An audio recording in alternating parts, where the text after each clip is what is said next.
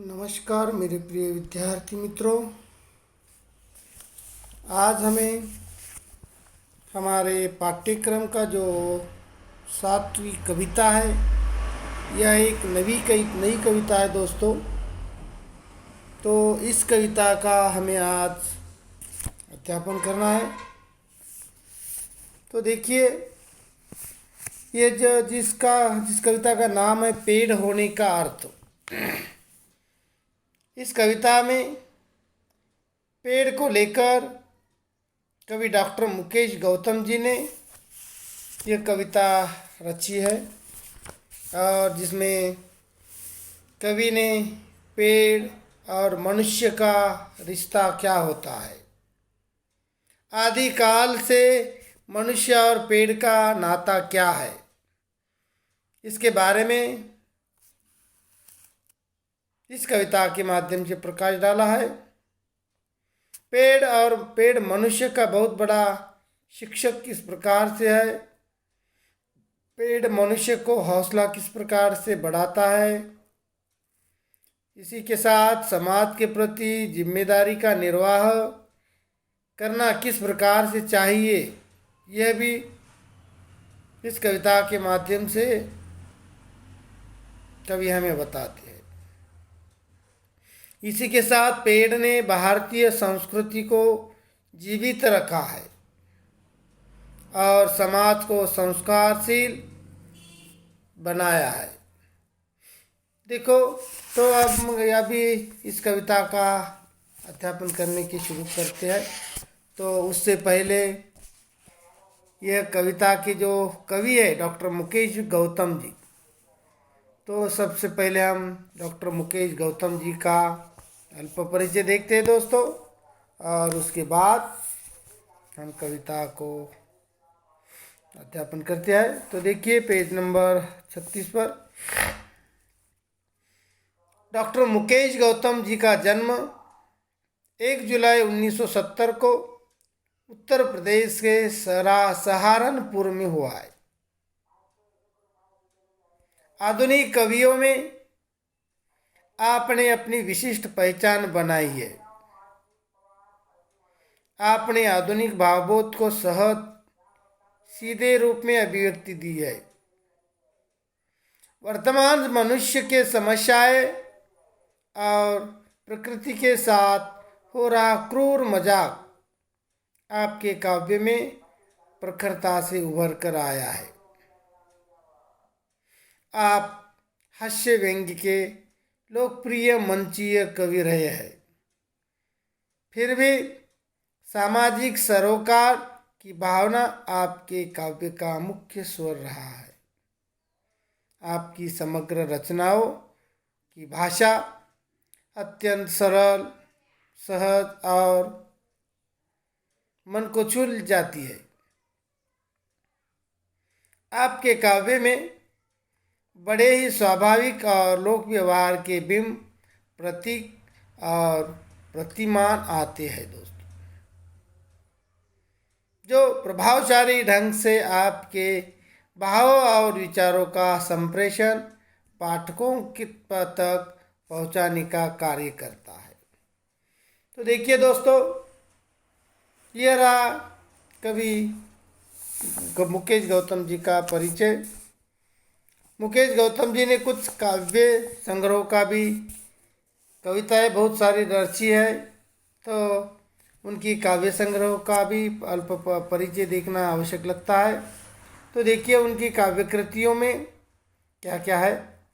अपनों के बीच,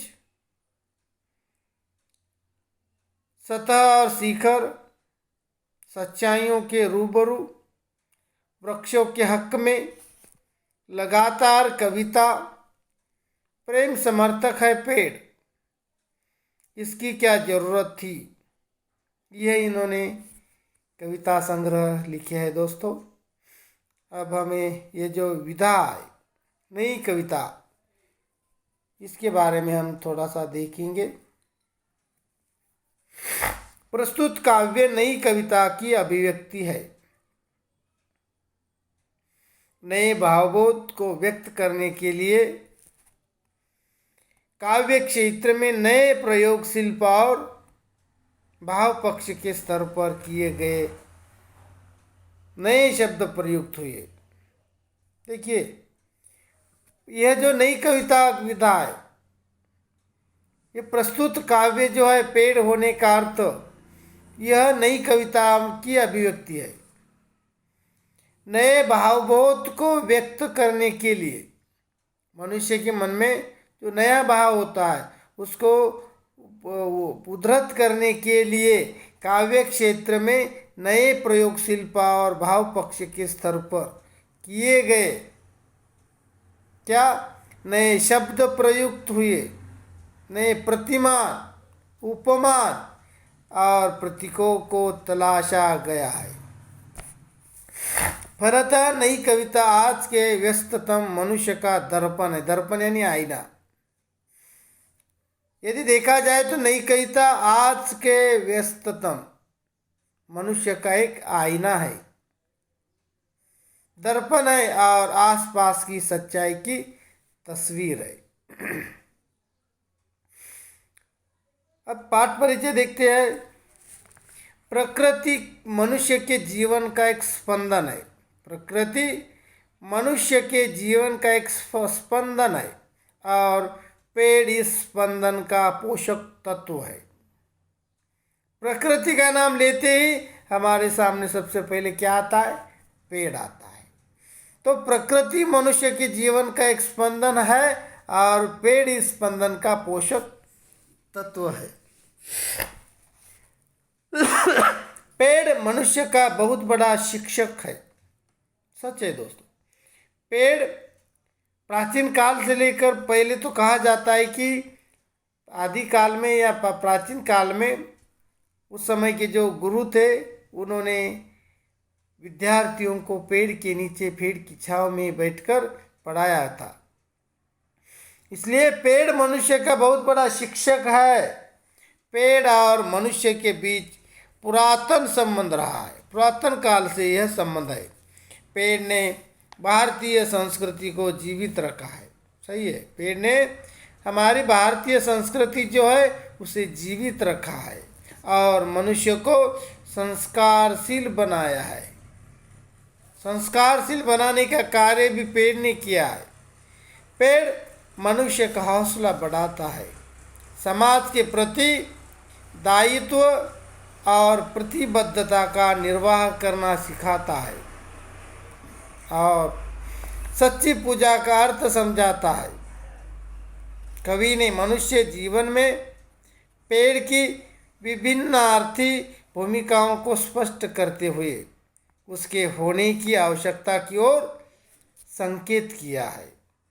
सब कुछ दूसरों को देकर पेड़ जीवन की सार्थकता को सिद्ध कराता है। इस प्रकार से यह पेड़ पाठ परिचय हुआ है दोस्तों। अब हम एक एक पंक्ति पढ़कर फिर इसका अध्यापन करेंगे। पेज नंबर 36 पर देखिए दोस्तों। आदमी पेड़ नहीं हो सकता। आदमी पेड़ नहीं हो सकता।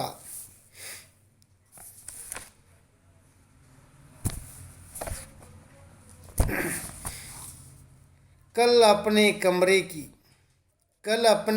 कमरे की खिड़की के पास बैठकर जब मैं निहार रहा था एक पेड़ को, तब मैं महसूस कर रहा था पेड़ होने का अर्थ। मैं सोच रहा था आदमी कितना भी बड़ा क्यों न हो जाए, वह एक पेड़ जितना बड़ा कभी नहीं हो सकता। या यूं कहूँ कि आदमी सिर्फ आदमी है, वह पेड़ नहीं हो सकता। तो देखिए दोस्तों, यहाँ पे कवि कह रहे हैं आदमी पेड़ नहीं हो सकता। बिल्कुल सही है। पेड़ की तरह आदमी कभी भी नहीं हो सकता। पेड़ की ऊंचाई, पेड़ की सहनशक्ति, सहनशीलता, यदि इसको देखा जाए तो सचमुच आदमी कभी भी पेड़ नहीं हो सकता है। देखिए इस पंक्तियों में कवि क्या कह रहे हैं। कल अपने कमरे की खिड़की के पास। प्रस्तुत कविता में कवि डॉक्टर मुकेश गौतम जी कह रहे हैं, पेड़ के माध्यम से मनुष्य को मानवता, परोपकार आदि मानवोचित गुणों की प्रेरणा दे रहे हैं। यहाँ पे कवि मनुष्य को पेड़ के माध्यम से परोपकार आदि उसकी मानव मनुष्य को मानवता, परोपकारता आदि मानवोचित गुणों की प्रेरणा दे रहे हैं। कवि अपने कमरे में खिड़की के पास बैठा हुआ है। वह बाहर खड़े पेड़ को देखता है तो पेड़ का हौसला, पेड़ को देखने के बाद उसके मन में आता है, फिर उसका पेड़ का हौसला, उसकी दान करने की प्रवृत्ति कवि को सोचने पर विवश कर देती है।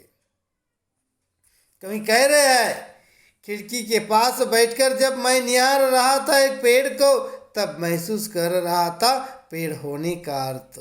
मैं सोच रहा था आदमी कितना भी बड़ा क्यों न हो जाए, वो पेड़ जैसा जितना बड़ा कभी नहीं हो सकता। वो सोच रहा है, वह सोच रहा है पेड़ का हौसला कैसे होता है, उसकी दान करने की प्रवृत्ति कैसी होती है। सोचने पर वह विवश कर देती है। अनगिनत विचार उसके मस्तिष्क में उठने लगते हैं। कवि कहते हैं, यहाँ पे कवि कहते हैं, मनुष्य कितना भी बड़ा क्यों न हो जाए, मनुष्य कितना भी बड़ा क्यों न हो जाए, वह पेड़ जैसा कभी नहीं बन सकता, वह पेड़ जैसा कभी नहीं बन सकता। पेड़ के हौसले से मनुष्य को यहाँ पे यह सीख लेनी चाहिए, पेड़ में कितना हौसला होता है, पेड़ में कितना हौसला होता है, यह सीख मनुष्य को पेड़ से लेनी चाहिए। इसलिए यहाँ पे कवि कहते हैं, पेड़ कितना, आदमी कितना भी बड़ा क्यों न हो जाए, वो पेड़ नहीं बन सकता। बिल्कुल सही है, आदमी सिर्फ आदमी रहता है दोस्तों, वह पेड़ कभी भी नहीं बन सकता, ऐसा यहाँ पे कवि कह रहे हैं। आगे देखिए, पेड़ हौसला है। पेड़ हौसला किस प्रकार से है पेड़, इसके बारे में लेखक कवि यहाँ पे कह रहे हैं। देखिए, पहले हम पंक्तियाँ पढ़ लेते हैं और बाद में उसका भावार्थ समझ लेते हैं दोस्तों। हौसला है पेड़, हौसला है पेड़, अंकुरित होने से ठूंठ हो जाने तक, अंकुरित होने से ठूंठ हो जाने तक, आंधी तूफान हो या कोई प्रतापी राजा महाराजा, पेड़ किसी के पाँव नहीं पड़ता है जब तक है उसमें सांस, जब तक है उसमें सांस, एक जगह पर खड़े रहकर हालात से लड़ता है, एक जगह पर खड़े रहकर हालात से लड़ता है। अंकुरित यानी जिस समय उसे बोया जाता है, बोने के बाद जब उसको छोटे छोटे पत्तियाँ आते हैं, उसे कहते हैं अंकुरित होना। अंकुरित होने से ठूंठ हो जाने तक, ठूंठ हो जाना यानी सूख जाना, सूख जाने तक, हालात यानी परिस्थिति। तो देखिए दोस्तों, यहाँ पे कवि कह रहे हैं, कवि पेड़ जब से जन्म लेता है, कवि कह रहे हैं जब से वह पेड़, इन पंक्तियों के माध्यम से पेड़ का हौसला कैसे होता है, इस हौसले पर कवि प्रकाश डालना चाहते हैं। यहाँ पे कह रहे हैं, पेड़ जब से जन्म लेता है, पेड़ जब से जन्म लेता है अर्थात जब वह कोमल सा अंकुरित होता है, तब से जीवन पर्यंत किसी का आश्रय वह नहीं लेता है। कैसी भी आंधी आए, तूफान आए, या सामने कोई बड़ा प्रतापी, बड़े से बड़े महान प्रतापी राजा ही क्यों ना आए, शूरवीर राजा ही क्यों ना आए, लेकिन फिर भी पेड़ कभी किसी के सामने नहीं झुकता है, कभी किसी के सामने नहीं झुकता, किसी के पाँव नहीं पड़ता। जब तक पेड़ जीवित रहता है, जब तक पेड़ जीवित रहता है, उसकी सांसों में सांस चलती है, जैसे भी कैसी भी परिस्थिति हो, फिर कैसी भी कितनी भी विकट परिस्थिति आए, एक ही स्थान पर खड़े खड़े उसका डट कर सामना करता है। उसका डटकर सामना करता है। जबकि मनुष्य का स्वभाव कैसा है, यहाँ पे कवि कह रहे हैं कितनी भी बड़ी सी बड़ी मुसीबत आए, लेकिन उस पेड़ क्या करता है, उसका मुकाबला करता है, उसका वहीं खड़े रहकर किसी के पैर न झुके, पैर न पड़ते हुए उसका सामना करता है। लेकिन मनुष्य क्या करता है, देखिए मनुष्य का स्वभाव है कि शक्तिशाली व्यक्ति या स्वार्थ पूर्ति करने वाले के पैरों में वह नाक रगड़ने लगता है। ये मनुष्य की कायरता है, वो उसकी प्रवृत्ति है। साथ ही जरा सी प्रतिकूल परिस्थिति आने पर या किसी कार्य में मनचाही सफलता न मिलने पर वह झट से झट क्या कर बैठता है, हौसला खो देता है। यह है मनुष्य और पेड़ की प्रवृत्ति दोस्तों। मनुष्य हौसला नहीं खोता है, हालात से लड़ता है, लेकिन मनुष्य क्या करता है, अब हालात खो देता है, हौसला खो देता है और किसी के सामने भी पैर पड़ने लगता है, नाक रगड़ने लगता है। इस प्रकार से आज के लिए हम यहीं पे रुकते हैं दोस्तों, और आगे की कविता